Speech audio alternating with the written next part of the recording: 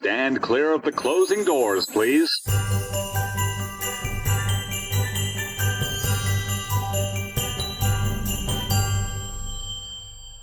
Hi. Welcome to the Christmas Time in the City podcast. I'm Chris. And I'm Chris. Before we get started, be sure to follow us on social media. We're Christmas Time in the City podcast on Instagram and Facebook, and at Xmas in City Pod on Twitter. Also, feel free to email any questions or comments to us at christmastimeinthecitypodcast@gmail.com. So we've moved on. The holidays are over. Now we're taking on the other holidays as they come. The next holiday up is... St. Patrick's Day. No, it's your birthday. Oh, my birthday, which is the day before St. Patrick's Day. St. Patrick's Day. I just noticed you were wearing a St. Patrick's Day lucky shirt. Yep, I've been wearing it all day long. Oh, I love it. It was perfect. So let's talk about it. Let's talk about the St. Patrick's Day parade. Hey everyone, this is Future Chris. At the time that we recorded this episode, the parade was still scheduled to happen. However, during the editing of this episode, the parade was unfortunately canceled over coronavirus fears. This marks the first time in its 258-year history that it won't be marching down the streets of New York City. We present this first segment to those interested in learning about that history, and to those interested in attending in the future. Okay, back to the episode. The St. Patrick's Day Parade is one of New York City's greatest traditions. They say, on St. Patrick's Day, everyone is Irish in the Big Apple. The parade marched for the first time on March 17, 1762, 14 years before the Declaration of Independence was adopted, and today, it's the largest parade in the world. This annual parade has been held for the past 258 years in honor of the patron saint of Ireland and the Archdiocese of New York. The parade is reviewed from the steps of St. Patrick's Cathedral by His Eminence, Timothy Cardinal Dolan, Archbishop of New York, in the same manner as the Archbishop of New York did in the early days of the parade at the old St. Patrick's Cathedral in Lower Manhattan before the new St. Patrick's was built on Fifth Avenue. Often regarded as the most popular parade in New York City, the parade is the largest and most famous of the many parades held in the city each year. The parade starts at 44th Street at 11 a.m. and is held every March 17th, except when March 17th falls on a Sunday. It is celebrated the day before, Saturday the 16th, my birthday, because of religious observances. The parade marches up Fifth Avenue past St. Patrick's Cathedral at 50th Street all the way up 79th Street, where the parade finishes around 4:35 p.m. To this day, the St. Patrick's Day Parade remains true to its roots as a true marchers' parade by not allowing floats, automobiles, or other commercial aspects in the parade. Each year, the parade committee hosts the 150 to 250,000 marchers, along with many great bands, bagpipes, high school bands, and the ever-present politician in front of the approximately 2 million spectators lining Fifth Avenue. The parade is televised for 4 hours on WNBC Channel 4 to over 500,000 households and is web streamed live for the first time in 2008. Today, the coverage has expanded to 7 additional internet-based platforms and can easily be viewed on mobile devices. The first St. Patrick's Day Parade in New York was held on Lower Broadway in 1762 by a band of homesick expatriates and Irish military serving the British Army stationed in the American colonies in New York City. This was a time when wearing green was a sign of Irish pride and was banned in Ireland. The parade participants reveled in the freedom to speak Irish, wear green, sing Irish songs, and play the pipes to Irish tunes that were very meaningful to the Irish immigrants who had fled their homeland. For the first few years of its existence, the parade was organized by military units. After the War of 1812, the Irish fraternal and benevolent societies took over the duties of hosting and sponsoring the event. Originally, the Irish societies joined together at their respective meeting places and moved into procession towards Old St. Patrick's Cathedral in Lower Manhattan on Mott and Prince Streets, where the Archbishop of New York would then address the crowd before revelers dispersed to celebrate. Around 1851, the individual societies merged under a single Grand Marshal, and the size of the parade grew sharply. This is when the Irish 69th Regiment began to lead the marchers, and the Ancient Order of Hibernians became the official sponsor. In the early 90s, the parade was attacked for its traditional values, and in the resulting lawsuits, the organizers' rights were upheld all the way to the U.S. Supreme Court. In 1992, the National AOH directed all AOH organizations to form separate corporations to run events such as parades. The parade is run today by members of the AOH under a separate corporation, St. Patrick's Day Parade, Inc. Since the first parade 258 years ago, the parade is still escorted by a unit of soldiers, and for the past 165 years, the Irish Infantry National Guard 69th Regiment have led the parade up Fifth Avenue, and they are followed by the various Irish societies of the city. The 32 Irish county societies and various schools, colleges, Emerald Societies, Irish language, and nationalist societies. The 2002 parade was dedicated to the heroes of 9/11, honoring the police, fire, and all rescue workers. At midday, the entire parade paused for 2 minutes. The parade at that time stretched 1.5 miles, and the entire parade turned around and faced the south towards the Twin Towers as the Cardinal said a prayer for all the victims of 9/11. This was the first time in history, in this city that never sleeps, one could hear a pin drop on Fifth Avenue, a fitting tribute to the men and women who lost their lives on that fateful day in 2001. The 2002 parade was the largest parade to date, with an estimated 300,000 marchers and 3 million spectators lining Fifth Avenue. This was the first time in history a president of Ireland reviewed a St. Patrick's Day parade outside of Ireland on March 17th. It's that time again. We've scoured the internet for news, and we've got some. So here it comes. It's time for the news. So here's our first article. New York City had one of its least snowy winters on record, which is no surprise to us because we've been waiting all winter. All winter For to some snow. introduce our newborn child to snow. Yeah. And it didn't really happen. It flurried a couple times, but it didn't stick. There was a couple, like, if it stuck, it was for maybe like an hour, and it was gone by the time the sun was up. Like, Yeah. it was just, So it was a bit of a bummer. no snow. Yeah, no snow this winter. It tied its second smallest snow total on record for this winter. Yeah, so that's a bummer. This is, there was only a trace of snow in Central Park last month in February, which is basically only the 6th time the park had no measurable snow in February since the records had begun in 1868. So only 6 times since then, and this is one of them. So, wah wah. Maybe next year. Yeah, this article has, I mean, obviously people were bummed about it like us, and most of them are people with kids. One little thing on there, it was kind of sad. It said that this little girl got a sled last year to be able to use, and she was so excited to be able to use it for the first time this winter.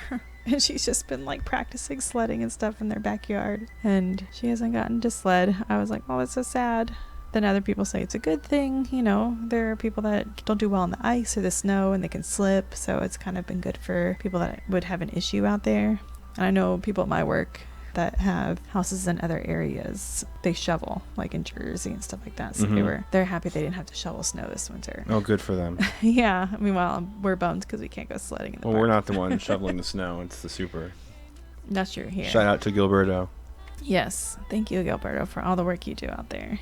So yeah, I mean, we went somewhere to find snow. So I feel like we got our taste of winter. It's just a bummer that it wasn't here. I didn't get like snow days from work. Yeah, we had Those to are always fun. travel out to snow. But Yeah. that's the way it goes sometimes. What else is in the news? I don't think you're ready for this one. This is about Salt Bay.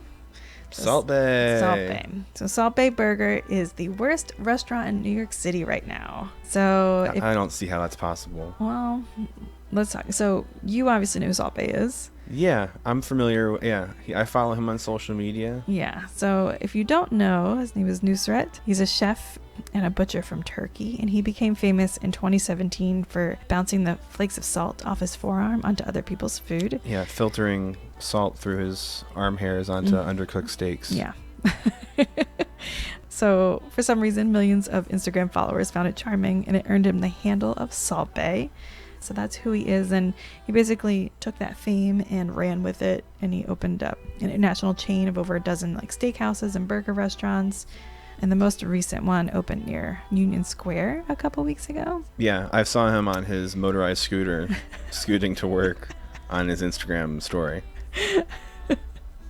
Yeah, that sounds about right. So this article goes into what it looks like in there, and it just sounds really over the top, very much trying to capitalize on the whole Salt Bae Instagram situation, like pictures of him all through the restaurant, large, everything's really large, and it just sounds really interesting. But as it goes on, it starts to talk about the food. And so obviously the food's terrible. It says that it's like worse than hospital food, which I don't understand that, but I've had some pretty good hospital food lately. oh, well, yeah, I'm not gonna lie. When we were in there for we had the baby. I was pretty psyched because hospital food has stepped it up lately. But still, if you're paying this amount of money and it's worse than that, like, whatever. But the thing that I thought was funny, there's a veggie burger and it's called Free for Ladies. It's a free for ladies veggie burger. But if you're not a lady, you have to pay $14.50 for it. This is why I like this guy. It is You know? crazy. Oh my gosh. Very cool. Apparently it tasted like old broccoli. It was garnished with a pathetic slice of wilted iceberg lettuce that was browning at the edges. Oh gosh. That's fun. Yeah. It says the homemade pink bun as well. Oh no. It had a pink it has bun. a pink bun. This is like the worst burger I've ever heard of. I can't. I like the idea that he probably at one point was like, you know, it would be really good for my image. I gotta reach out to the female audience. Oh, what a feminist, right? Really, Yeah, progressive. Hitting all the marks there. Oh gosh, I can't. All right, moving on with that. So worse than that was the wet burger, which apparently is a popular snack in Turkey. So everywhere else it's kind of described as like a sloppy Joe. But this version is actually a meager disc of meat sitting with a soggy, unpleasant sweet bun. It's really tiny. It's like a single bite. Yeah, and then there's obviously like his Salt Bae burger, which is the Wagyu meat. Yeah. So I can't. It has oozy toppings designed for Instagram, and it comes like sliced in half already. I imagine the entire place comes designed for Instagram. That's true. I'm sure it's just like where you go to do that. So It'd be funny if there was no cell service in the restaurant. yeah, there's one that's covered in a gold leaf. Like, so obviously that's for Instagram because no one really wants to eat a gold leaf. Well, you've never eaten gold leaf before, so. So yeah, it's basically don't eat there unless you just want to go take pictures for Instagram. I wasn't planning on it. Great, me neither. Awesome. Okay. And now it's time for my favorite intro. Gosh. You've got listener mail. So we've got a bunch of stuff to do. So we'll just do one question for today. And that one is, when do the Christmas lights go up in the city and when do they come down? Good question. Good question. Important if you're planning on visiting the city for the holidays. Mm-hmm. And the answer is whenever people feel like putting them up. Usually Yeah. it's socially acceptable, I think, to put things up after, Thanksgiving. I was going to say Halloween. But I Oh. guess Thanksgiving makes more Yeah. sense. It starts to go up a little before that, but yeah, like Sure. after that, that's when you see the bulk of it just go right up. Yeah. And so it runs, I would say, through that time all the way Mhm. up until maybe the end of January at the very latest. Mm-hmm. And then it all kind of gets taken down. Like some more of the ice skating rinks and more winter activities end up staying up until the end of the winter. But Yeah. the lights and stuff usually are down pretty early, and then it's kind of back to normal. Yeah. But it's still fun. The winter time in New York is also enjoyable, so don't count it out. Yeah, absolutely. We wanted to take a minute to read a review we got recently. We've been getting a lot of reviews lately, so thank you for that, everybody. Yeah, thank you. It's been great. This one is from April on Apple Podcasts. She said, New York City is amazing during the holidays, but the city can feel overwhelming if you're not familiar with it. This podcast gives a great, to-the-point breakdown of the history and the how-tos of the city, not just during Christmas. Exactly. Yeah, so thank you very much for that. We'll get a few stickers and a thank you note in the mail soon to you. Yeah, that's all you have to do. If you want some stickers, rate us on a thing that you rate podcasts and let us know. You might have to send us a screenshot so we can verify if it's a different region where we may not have access to those reviews, and then we'll get you some stickers. Yeah, who doesn't like a sticker? Yeah, stickers are great.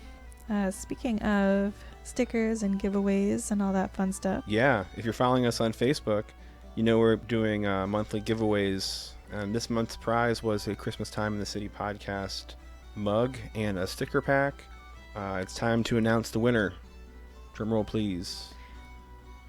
Do I have to do a drum roll? How do I do I'll add a roll? real drum roll. Thank you. Right here. The winner is Casey Carroll. Winner of the mug and the sticker set. We did it totally at random. We have a little app that I got. It's a free app, so there are ads. But I'm not going to spend money on an app just to tell me random people's names. Yeah. Congratulations. Congratulations, That's Casey. great. I will get in touch with you soon, and we will discuss where we're going to send this mug and stickers to. So thank you for that. Also, I think it's worth mentioning, a lot of people have reached out to us about our Facebook exclusive giveaways and are not super excited about it. Some people do not mess with Facebook, but they do mess with Instagram, which is basically 100% the same thing. But that's fine. That's fine. So we are probably, I think next month or the month after, we'll have another giveaway that we may do on Instagram. And believe me when I say, it's going to be totally awesome. I wonder what it is. Yes. I can't believe I said that. It's fine. It's really funny. Anyway, that's about it for this episode. This podcast was recorded in our apartment in the Big Apple, New York City. If you like the podcast, do us a favor and take a minute to rate it and write a review. Contact us and let us know you did, and we'll send you a couple stickers. So subscribe now and follow us on social media so we can keep the conversation going and keep you posted about new episodes. Until next time, I'm Chris. And I'm Chris, and this is Christmas Time in the City.